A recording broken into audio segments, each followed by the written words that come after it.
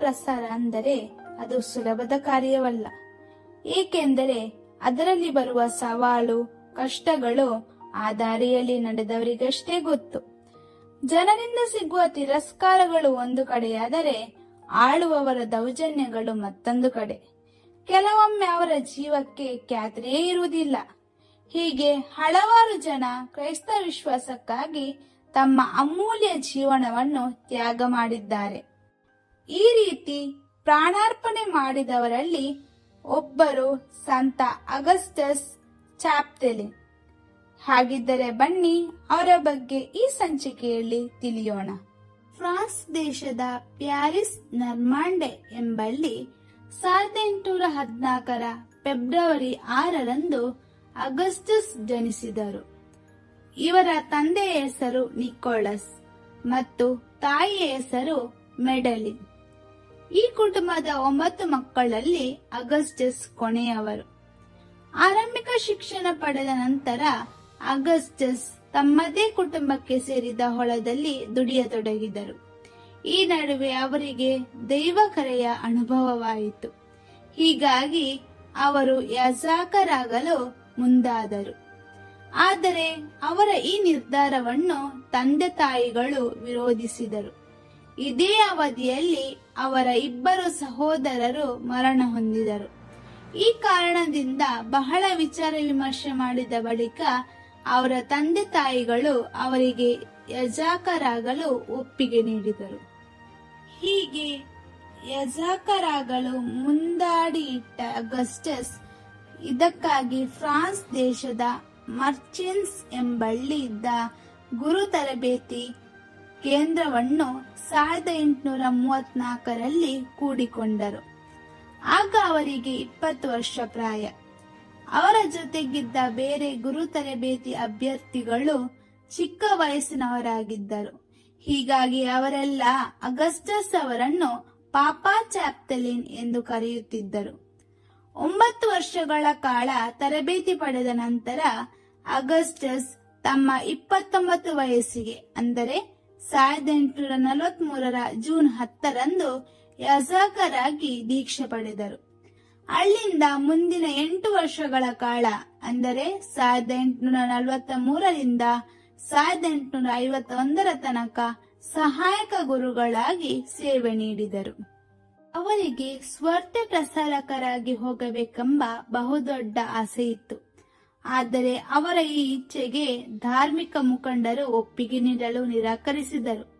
ಏಕೆಂದರೆ ಆ ಹೊತ್ತಿಗೆ ಅವರಿಗೆ 37 ವರ್ಷ ವಯಸ್ಸಾಗಿತ್ತು. ವಿದೇಶಗಳಿಗೆ ಸ್ವಾರ್ಥ ಪ್ರಸಾರಕರಾಗಿ ಹೋಗಬೇಕಾದರೆ ಗರಿಷ್ಠ 35 ವರ್ಷ ವಯಸ್ಸಿನ ಮಿತಿ ಇತ್ತು. ಅಗಸ್ಟಸ್ ಅವರಿಗೆ ಈಗಾಗಲೇ 37 ವರ್ಷ ಆಗಿದ್ದರಿಂದ ಆ ವಯಸ್ಸಿನ ಮಿತಿಯನ್ನು ಅವರು ಮೀರಿದ್ದರು. ಆದರೂ ಅವರು ತಮ್ಮ ಪ್ರಯತ್ನವನ್ನು ಬಿಡಲಿಲ್ಲ. ಈ ಉತ್ಸಾಹವನ್ನು ಕಂಡ ಸ್ಥಳೀಯ ಧರ್ಮಾಧ್ಯಕ್ಷರು ಅವರಿಗೆ ಮಿಷನರಿಯಾಗಿ ಸಿಂಗಾಪುರಕ್ಕೆ ಹೋಗಲು ಪರವಾನಗಿ ನೀಡಿದರು. ಅದರಂತೆ ಅವರು 1852 ಸೆಪ್ಟೆಂಬರ್ 5ರಂದು ಸಿಂಗಾಪುರವನ್ನು ತಲುಪಿದರು. ಸಿಂಗಾಪುರದ ಕ್ವಾಂಗ್ಸಿ ಪ್ರಾಂತ್ಯದ ಕಡೆಗೆ ಪ್ರಯಾಣ ಆರಂಭಿಸಿದ ಯಾಜಕ ಅಗಸ್ಟಸ್ ದಾರಿ ಮಧ್ಯೆ ದರೋಡೆಗಾರರ ಕೈಗೆ ಸಿಕ್ಕಿಬಿದ್ದು ತಮ್ಮ ಕೈಯಲ್ಲಿದ್ದ ಚೂರುಪಾರು ಹಣವನ್ನೂ ಸಹ ಕಳೆದುಕೊಂಡರು. ಇದರಿಂದ ಅವರು ಬಹಳಷ್ಟು ಕಷ್ಟಪಡಬೇಕಾಗಿ ಬಂತು. ಅಷ್ಟಾದರೂ ಧೈರ್ಯಗೆಡದೆ ಅಗಸ್ಟಸ್ ಅಲ್ಲಿನ ಜನರಿಗೆ ಸ್ವಾರ್ಥ ಸಾರಲು ಆರಂಭಿಸಿದರು. ಆ ಹೊತ್ತಿಗೆ ಸಿಂಗಾಪುರ ಚೀನಿಯರ ಆಳ್ವಿಕೆಗೆ ಒಳಪಟ್ಟಿತ್ತು. ಕ್ರೈಸ್ತ ವಿರೋಧಿಯಾಗಿದ್ದ ಚೀನಿ ಆಡಳಿತವು ಅವರನ್ನು ಬಂಧನಕ್ಕೆ ಒಳಪಡಿಸಿತು.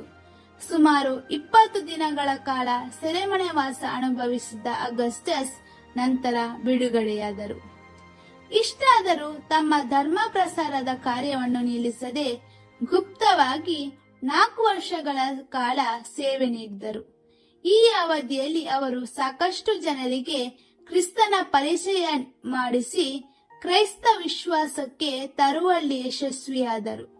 ಆದರೆ 1856ರಲ್ಲಿ ಚೀನಿ ಆಡಳಿತವು ಕ್ರೈಸ್ತ ವಿರೋಧಿ ಕಾರ್ಯಾಚರಣೆ ಆರಂಭಿಸಿ ಅಸಂಖ್ಯಾತ ಕ್ರೈಸ್ತರನ್ನು ಬಂಧಿಸಿತು. ಈ ರೀತಿ ಬಂಧಿಸಲ್ಪಟ್ಟವರಲ್ಲಿ ಯಜಾಕ, ಅಗಸ್ಟಸ್ ಸಹ ಇದ್ದರು. ಈ ವೇಳೆ ಅವರ ವಿಚಾರಣೆಯ ನಾಟಕ ನಡೆದು ಅವರನ್ನು ಅಪರಾಧಿ ಎಂದು ಘೋಷಿಸಲಾಯಿತು. ಅವರು ಮಾಡಿದ ಅಪರಾಧ ಎಂದರೆ ಬರೀ ಕ್ರೈಸ್ತ ಧರ್ಮವನ್ನು ಪ್ರಸಾರ ಮಾಡಿದ್ದು. ಆದರೆ ಅವರಿಗೆ ಸಿಕ್ಕ ಶಿಕ್ಷೆ ಮರಣದಂಡನೆ. ಹೀಗೆ ಅವರನ್ನು ಕ್ವಾಂಗ್ಸಿ ಪ್ರಾಂತ್ಯದ ಸೂಲಿಕ್ ಹಿಯನ್ ಎಂಬಲ್ಲಿ ಇತರ 3 ಕ್ರೈಸ್ತ ವಿಶ್ವಾಸಿಗಳ ಜೊತೆಗೆ 1856ರ ಫೆಬ್ರವರಿ 29ರಂದು ಕತ್ತು ಕಡಿದು ಹತ್ಯೆ ಮಾಡಲಾಯಿತು. ಹತ್ಯೆಗೂ ಮುನ್ನ ಅವರಿಗೆ ಬಹಳ ಹಿಂಸೆ ಕೊಡಲಾಯಿತು. ಅಗಸ್ಟಸ್ ಸಾಯುವಾಗ ಅವರಿಗೆ 42 ವರ್ಷ ಪ್ರಾಯ.